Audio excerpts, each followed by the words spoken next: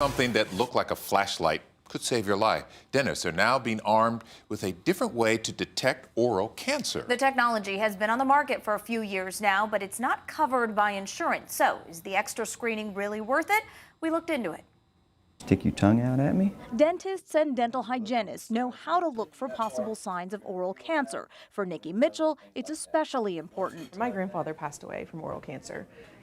It was in '94, so there wasn't a lot of reconstruction, and so they removed his tongue and his jaw, and it was deforming and really hard to live with. During her last 2 visits, her dentist, Dr. Kenneth Pagel, has taken these screenings a step So further. we're gonna look everywhere around. He puts on a pair of glasses and uses a special LED light to look for abnormal tissue. It's anything that is gonna be trauma related. You know, you bit down on a chip or something, it cut the roof of your mouth, you have an ulcer, anything like that should be gone in 2 weeks.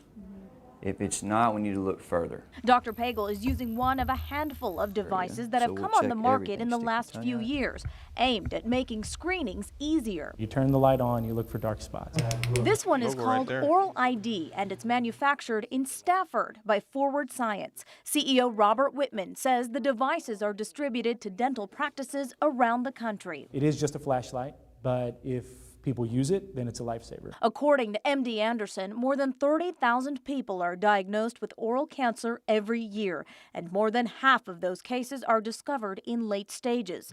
And OralCancerFoundation.org reports the death rate is higher than that of cervical cancer, Hodgkin's lymphoma, and thyroid cancer. Education is scarce because it's oral cancer and people feel like they did it to themselves. If we catch it earlier, who cares why you got it? You're able to live to talk about it. So go ahead and bite down for me. Here's the thing, insurance doesn't cover it, so the price to use it is up to the discretion of a dental practice. Some places can charge as much as $75. At Downtown Dentist, Mitchell pays $10 to be screened twice a year. $10 is nothing in the grand scheme. I mean, $10 is, a couple coffees, I'm good. I just, want to take precautions and be, live healthy. So obviously, Len, the people who are most at risk for this are people who smoke or Yes. chew tobacco or drink alcohol in excess.